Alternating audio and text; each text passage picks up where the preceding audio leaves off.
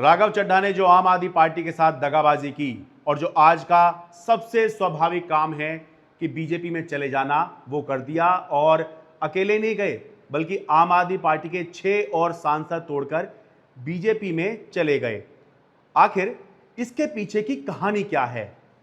आखिर कैसे जिस राघव चड्ढा के लिए अरविंद केजरीवाल महात्मा गांधी तुल्य थे, जिन अरविंद केजरीवाल की ईमानदारी की राघव चड्ढा कस्में खाया करते थे, मुझे ये कहने में बिल्कुल भी हिचकिचाहट नहीं है कि अरविंद केजरीवाल आज के दौर के महात्मा गांधी हैं, अ मैन विद अनइम्पीचेबल इंटेग्रिटी। जिस राघव चड्ढा को बीजेपी गुंडों की पार्टी लगती थी। बीजेपी एक गुंडों की पार्टी है, अनपढ़ गुंडों की पार्टी है। वो सिर्फ गुंडागर्दी करते हैं और पेट्रनेज देते हैं। उस राघव चड्ढा को अचानक लगने लगा कि आम आदमी पार्टी गुनाह कर रही है और आम आदमी पार्टी के गुनाहों में राघव चड्ढा शामिल नहीं होना चाहते। क्यों मैंने पार्टी की गतिविधियों से अपने आप को अलग कर लिया? उसका कारण ये है क्योंकि मैं उनके गुनाह में शामिल नहीं होना चाहता। अचानक बीजेपी बहुत बढ़िया पार्टी लगने लगी, जबकि सालों से उसी बीजेपी को कोस रहे थे, उसमें कमियां निकाल रहे थे। लेकिन अब प्रधानमंत्री नरेंद्र मोदी का शासन भी राघव चड्ढा को बहुत बढ़िया लगने लगा, जबकि अभी तक उसी पर सवाल उठाया करते थे। आखिर यह हृदय परिवर्तन हो कैसे गया? कैसे जो राघव चड्ढा अरविंद केजरीवाल के सबसे करीबी माने जाते थे, उसी राघव चड्ढा ने आम आदमी पार्टी के इतिहास में इस सबसे बड़ी टूट को अंजाम दिया है। नमस्कार, मैं हूं शरद शर्मा। आप देख रहे हैं शरद शर्मा ऑन ग्राउंड। दोस्तों, मैंने आम आदमी पार्टी को उसके जन्म से लेकर साल 2024 तक कवर किया है। आजकल मैं कवर नहीं करता हूं क्योंकि मैं आजकल सिर्फ ग्राउंड रिपोर्टिंग ही करता हूं। लेकिन जब से ये खबर आई है कि आम आदमी पार्टी में इतनी बड़ी टूट हुई है, तब से मेरे बहुत से जानने वाले, मेरे प्रशंसक और बहुत सारे जो राजनीति में लोग दिलचस्पी रखते हैं, वो लोग ये पूछ रहे हैं कि भाई इसके पीछे की कहानी क्या है? आखिर कैसे राघव चड्ढा बेवफा हो गए हैं? तो भाई, जो मेरी समझ है और जो मुझे पता है, उसके आधार पर मैं आपको बताता हूं कि इस पूरी टूट के पीछे, इस बगावत के पीछे या इस दगाबाजी के पीछे आखिर कारण क्या है। इस दगाबाजी की जो शुरुआत होती है, जो दगाबाजी की कहानी की शुरुआत होती है, वो होती है साल 2022 से, जब आम आदमी पार्टी पंजाब में चुनाव जीती थी। आपको याद होगा, आम आदमी पार्टी ने, अरविंद केजरीवाल ने राघव चड्ढा को पंजाब में चुनाव से पहले सह प्रभारी बनाया था। तो राघव चड्ढा लगातार वहां पर बने हुए थे, तैनात थे वहां पर। और जब आम आदमी पार्टी पंजाब जीती, 117 में से 92 सीटों का ऐतिहासिक बहुमत आम आदमी पार्टी ने प्राप्त किया, तो उसके बाद राघव चड्ढा को पंजाब से आम आदमी पार्टी ने राज्यसभा भेजा। ये बहुत बड़ी बात थी। ये ऐसी बात थी कि भाई इतनी कम उम्र में शायद कोई भी राज्यसभा नहीं पहुंच पाया। 33 साल की उम्र में राघव चड्ढा राज्यसभा के सांसद बन गए थे। इसी के साथ में राघव चड्ढा को जो है पंजाब का सह प्रभारी बनाया हुआ था। और सह प्रभारी कुछ इस तरह से थे राघव चड्ढा कि प्रभारी थे संदीप पाठक, लेकिन संदीप पाठक के पास और भी जिम्मेदारियां थी क्योंकि वो संगठन का काम देख रहे थे। तो ये मान के चलिए कि सह प्रभारी सिर्फ नाम के थे, प्रभारी असल में आम आदमी पार्टी के पंजाब में राघव चड्ढा ही थे। तो यहीं से जो है सारी समस्या की शुरुआत हुई थी। पंजाब में राघव चड्ढा का काम क्या था? जैसे कि किसी भी सह प्रभारी का होता है कि भाई वो केंद्रीय नेतृत्व और जो राज्य का नेतृत्व है, उसके बीच में एक तो पुल का काम करे। कुछ भी वहां पर हो रहा है, उसकी रिपोर्ट जो है वो केंद्रीय नेतृत्व को पहुंचाए, दिल्ली को पहुंचाए। और दूसरा ये भी था कि क्योंकि पंजाब में आम आदमी पार्टी पहली बार सत्ता में आई थी, एक्सपीरियंस बहुत ज़्यादा नहीं था। तो राघव चड्ढा क्योंकि पढ़े लिखे व्यक्ति हैं और दिल्ली में भी वो दिल्ली जल बोर्ड में काम कर चुके थे और विधायक भी वो रह चुके थे, सालों से वो राजनीति देख रहे थे दिल्ली के अंदर आम आदमी पार्टी की। तो भाई वहाँ पर अगर कोई मदद की ज़रूरत है तो भाई मदद करने का काम उनको वहां पर करना था। लेकिन लगातार पंजाब से ये शिकायतें आ रही थी कि राघव चड्ढा जो हैं वो मदद नहीं कर रहे, दखल दे रहे हैं। दखल कैसे? ये कहा जा रहा था कि भाई राघव चड्ढा जो हैं यहाँ प्रभारी, सह प्रभारी के तरह नहीं है, बल्कि सुपर सीएम की तरह काम कर रहे हैं, वही फैसले ले रहे हैं। काम था उनका मदद करने का, लेकिन वो असल में सुपर सीएम की तरह काम कर रहे हैं। और ऐसे काम कर रहे हैं कि पंजाबियों ने जिस भगवंत मान को अपना मुख्यमंत्री चुना था, एक तरह से उनकी पोजीशन को ही वो छोटा करके और उनसे भी बड़े बने हुए वहां पर दिखाई दे रहे थे। ऐसा लग रहा था कि सरकार कोई चला रहा है, अगर वहां असली कोई मुख्यमंत्री है तो वो राघव चड्ढा हैं। ये लगातार शिकायतें जो हैं ये पंजाब से आ रही थी। इसके लिए कुछ लोगों का ये मानना था कि भाई ये केंद्रीय नेतृत्व जो है ऐसा करवा रहा है, यानी कि दिल्ली में अरविंद केजरीवाल बैठे हैं वो ऐसा करवा रहे हैं, क्योंकि मैसेज यही जाता कि भाई जब दिल्ली का कोई बंदा भेजा हुआ है और वो दखल दे रहा है तो भाई इसका मतलब जो है ये दिल्ली से ही हो रहा होगा। और राघव चड्ढा के काम को कोई रोकता नहीं था, उनको कोई आसानी से ना नहीं कहता था। क्यों? क्योंकि राघव चड्ढा जो हैं वो अरविंद केजरीवाल के करीबी थे और पार्टी के बॉस के करीबी हैं, और माना यह जा रहा था कि भाई इनको दिल्ली से शायद इसी काम के लिए भेजा हो, तो भाई इसीलिए जो है कोई ज़्यादा उनको कोई रोक टोक नहीं पा रहा था। तो वही वहाँ पर जो है एक तरह से ये खबर आ रही थी कि वही सरकार चला रहे हैं, और इसकी वजह से मौजूदा सरकार जो है और मुख्यमंत्री जो हैं वो वहाँ पर अनकंफर्टेबल हो रहे थे। लेकिन इसमें एक बात सोच के देखिए कि अगर अरविंद केजरीवाल को यही करना होता कि भाई यही मैसेज जाए कि भाई दिल्ली से ही पंजाब की सरकार चल रही है या किसी और के जरिए उन्होंने ये सब करवाना है, अरे तो भाई फिर अरविंद केजरीवाल खुद ही पंजाब के मुख्यमंत्री ना बन जाते। जैसा कि बहुत बार चर्चा चली भी, ये कहा गया कि 2017 में अरविंद केजरीवाल मुख्यमंत्री बनना चाहते थे पंजाब के, ये कहा गया, ये है कि नहीं ये तो अभी तक हुआ ही नहीं, क्योंकि वो बने ही नहीं। 2017 में ऐसा मौका आया ही नहीं, तो भाई उसमें कोई बात ही नहीं। लेकिन जब 2022 में आम आदमी पार्टी का ऐतिहासिक बहुमत आया तो क्या अरविंद केजरीवाल मुख्यमंत्री बन गए थे? नहीं, भगवंत मान को ही उन्होंने आगे प्रोजेक्ट किया था, भगवंत मान को ही उन्होंने मुख्यमंत्री बनाया। तो उसके बाद फिर एक ऐसा मौका भी आया था जब दिल्ली में सरकार पैदल हो गई थी, केंद्र ने कानून लेकर आए और सरकार की सारी शक्तियां खत्म कर दी। फिर ये सवाल उठा था कि क्या अरविंद केजरीवाल दिल्ली से छोड़ के पंजाब चले जाएंगे, तब भी ऐसा नहीं हुआ। अब तो अरविंद केजरीवाल बिल्कुल ही खाली हैं। दिल्ली में वो जब से चुनाव हार गए तो अरविंद केजरीवाल खाली हैं। तो भाई क्या अरविंद केजरीवाल पंजाब नहीं जाएंगे, पंजाब में मुख्यमंत्री नहीं बन जाएंगे? पंजाब का अगर यही करना होता तो भाई फिर अरविंद केजरीवाल खुद ही ना कर लें वो। तो क्यों जो है अरविंद केजरीवाल ये संदेश देना चाहेंगे? और खासतौर से तब जब ये जग जाहिर है, सब जानते हैं कि अगर कहीं ऐसा संदेश गया कि भाई दिल्ली से पंजाब की सरकार चल रही है, तो भाई पंजाबी ये कतई स्वीकार नहीं करते कि कोई उनके सर पे आकर बैठे और शासन करे। पंजाबियों से आप प्यार से बात कीजिए तो भाई वो आपके लिए सब करेंगे, लेकिन इस तरह से नहीं होगा कि कोई बाहर से आकर जो है पंजाबी शासन करे। तो भाई ये लगातार शिकायतें पंजाब से दिल्ली आ रही थी। इसलिए समय के साथ साथ धीरे धीरे करके राघव चड्ढा का जो दखल था, राघव चड्ढा की जो पावर थी, जिसकी वजह से वहां पर चुनी हुई सरकार अनकंफर्टेबल हो रही थी, मौजूदा मुख्यमंत्री सरदार भगवंत मान अनकंफर्टेबल हो रहे थे, उनकी वो पावर कम की गई। तो एक तरफ तो ये हुआ, साथ में फिर ये हुआ कि जब राघव चड्ढा को अपनी वफादारी साबित करने का मौका था, अरविंद केजरीवाल को 21 मार्च 2024 को ईडी ने रात के अंधेरे में चोर उचक्कों की तरह घर से गिरफ्तार कर लिया। अब इस समय तो सारी पार्टी को सड़क पे होना चाहिए था या अरविंद केजरीवाल के साथ खड़ा होना चाहिए था, फैमिली से मिलना चाहिए था। राघव चड्ढा कहीं सीन में नजर नहीं आए। उस समय भी ये सवाल उठे थे, कहाँ गए राघव चड्ढा, भाई इतने करीबी हैं, हाँ कहाँ गए वो राघव चड्ढा? तो ये बताया गया कि राघव चड्ढा अपने आंखों का इलाज करा रहे हैं। कोई ट्वीट भी नहीं आया, कोई संदेश भी नहीं आया, कुछ कहा भी नहीं गया। तो उस समय जो है ये चर्चा चल रही थी, क्या राघव चड्ढा ईडी से डर गए हैं? क्योंकि जिस कथित शराब घोटाले की बात की जा रही थी, जिस कथित शराब घोटाले में अरविंद केजरीवाल को गिरफ्तार किया गया था, चर्चा ये थी कि भाई राघव चड्ढा का भी नाम जो है वो चार्जशीट के अंदर रेफरेंस के तौर पर आया है। तो क्या राघव चड्ढा उस समय डर गए थे? ये सवाल भी उस समय उठे थे। अब डरे नहीं डरे मुझे नहीं पता, लेकिन राघव चड्ढा उस समय पर सीन में नहीं आए। मार्च में गिरफ्तारी हुई, राघव चड्ढा ने कोई ट्वीट भी नहीं किया और ये भी नहीं कहा कि मैं अभी यहाँ पर हूँ और मैं जैसे ही ठीक होऊंगा आऊँगा, कुछ ऐसा जो है नहीं दिखाई दिया। बस पार्टी के लोग डिफेंड ही करते रहे कि नहीं राघव चड्ढा आ जाएंगे। कुछ ज़्यादा पार्टी के लोगों के पास जवाब था ही नहीं कि आखिर राघव चड्ढा हैं कहाँ। तो भाई ये जो है, एक तो पंजाब में दखल दे रहे थे, वो वाला इशू था, धीरे धीरे उनकी पावर कम की गई। उसके बाद में फिर जहाँ वफादारी दिखाने का मौका था तो वहाँ पर जो है वफादारी नहीं दिखाई गई। मार्च में गिरफ्तारी हुई, अप्रैल का पूरा महीना निकल गया।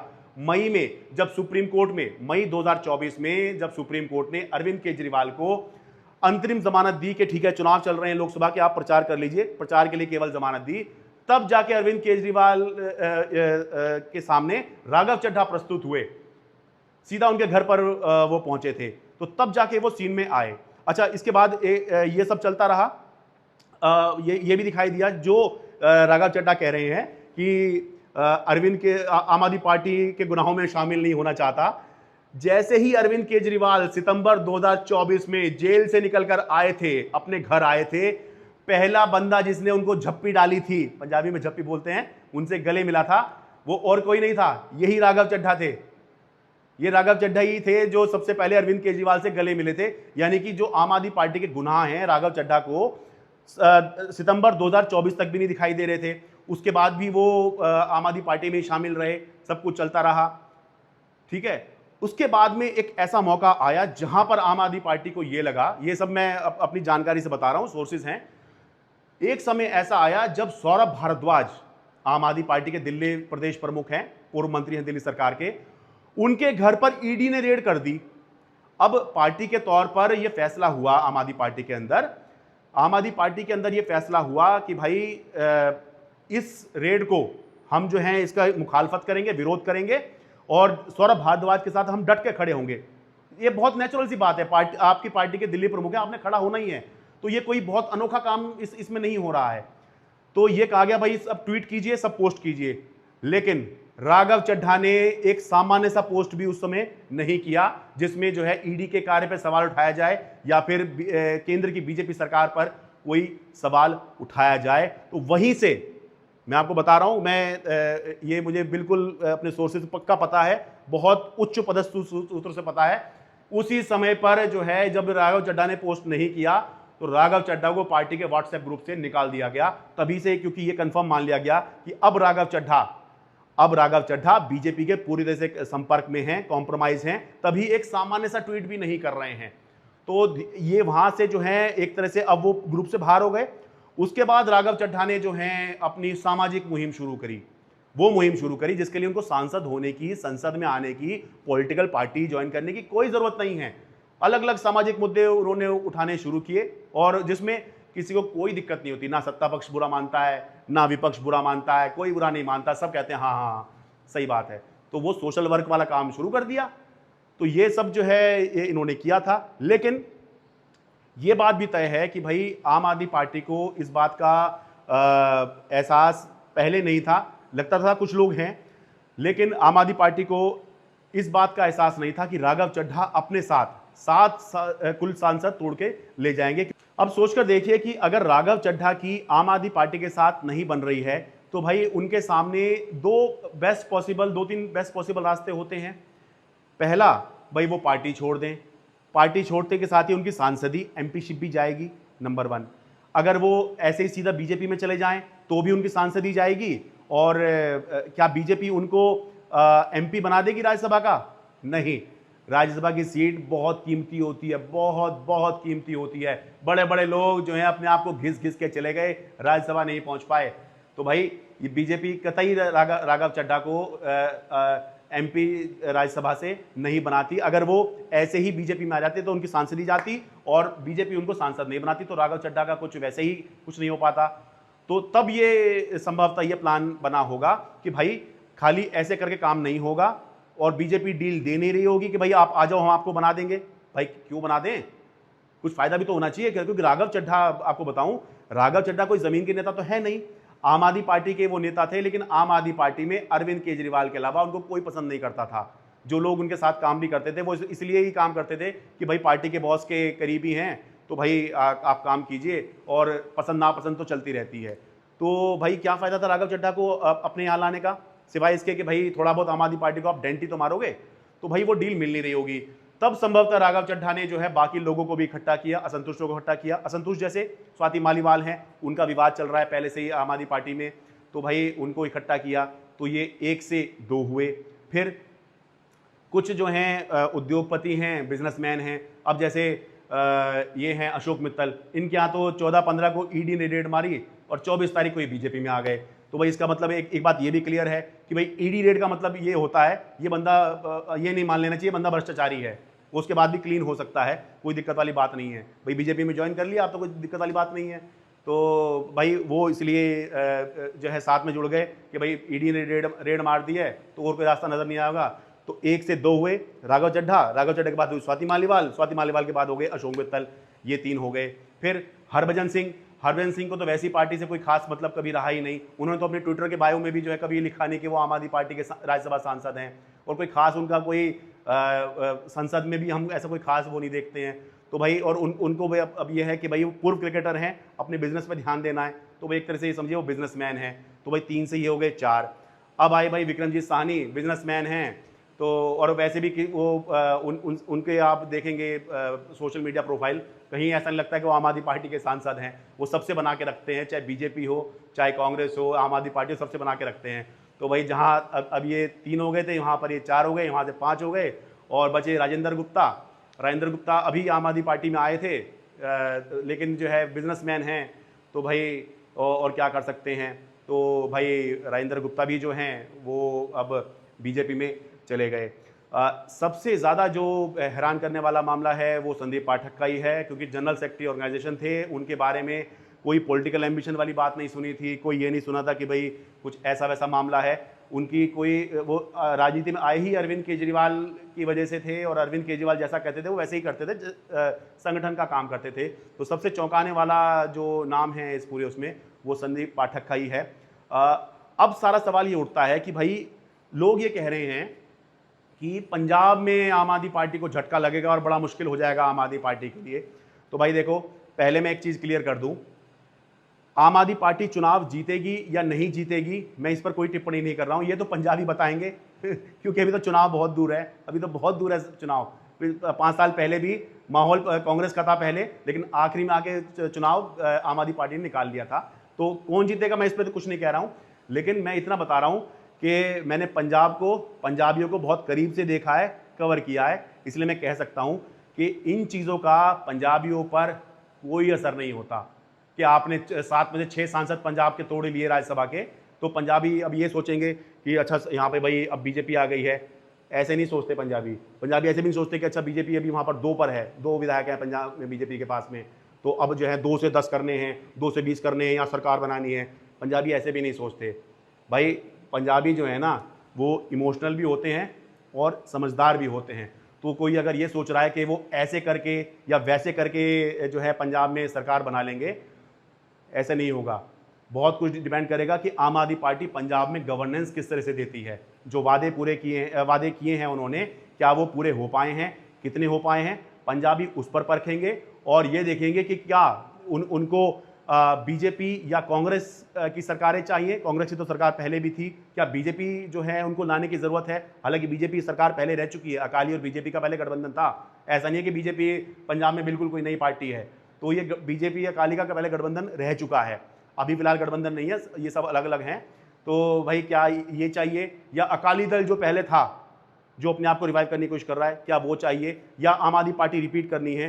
ये तो पंजाब के लोग जब चुनाव आएंगे तभी सोचेंगे। लेकिन मैं ये कह रहा हूं कि ये सिर्फ इसके आधार पर और दिल्ली में बैठकर हम ये अंदाज़ा लगा लें पंजाब में इस बार तो ये हो जाएगा, ये इसमें ये कर दिया है, उसका तो ऐसा हो गया है, इससे कोई फ़र्क नहीं पड़ता पंजाबियों को।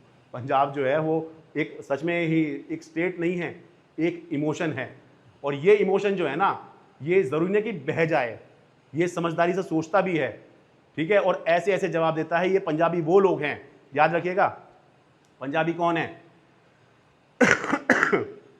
पंजाबी वो लोग हैं जिन्होंने प्रधानमंत्री नरेंद्र मोदी को पहली बार पीछे हटने को मजबूर कर दिया था, और उन्होंने कृषि बिल वापस ले लिए थे, साल भर तक बैठे रहे थे, और जो है एक लाइन जो है वहां कह दी गई थी, या तो जीत के जावांगे या लाशा जान गया, यानी या तो जीत के जाएंगे या फिर हमारी लाशें जाएंगी यहां से, और प्रधानमंत्री मोदी को पीछे हटना पड़ गया था। ये है पंजाबी, यही है वो पंजाबी जो जिनकी कांग्रेस के साथ में बहुत ऐतिहासिक लड़ाई हुई, बहुत नाराजगी हुई, बहुत क्लेश हुआ, खून खराबा हुआ, लेकिन उसके बाद इन्हीं पंजाबियों ने कांग्रेस को फिर से चुनकर कांग्रेस की सरकार भी बनाई। वो जो हुआ था, उसके बाद माफ़ी भी मिल गई, पंजाब में अब सब कुछ सामान्य है, तो कांग्रेस की भी सरकार इन्होंने बनाई है। और यही पंजाब के लोग हैं जिन्होंने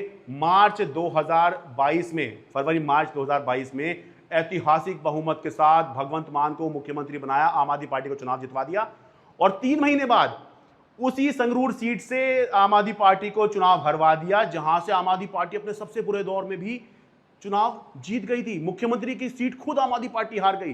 तो भाई ये है पंजाब। तो इसलिए कोई पंजाब को दिल्ली में बैठकर अगर सोचना चाह रहा है कि वो प्रिडिक्ट कर देगा, तो भाई वो या तो नासमझ है, या मूर्ख है, या उसको राजनीति की कोई समझ नहीं है। दिल्ली से अपने कैमरा सहयोगी अमन कुमार के साथ में शरद शर्मा।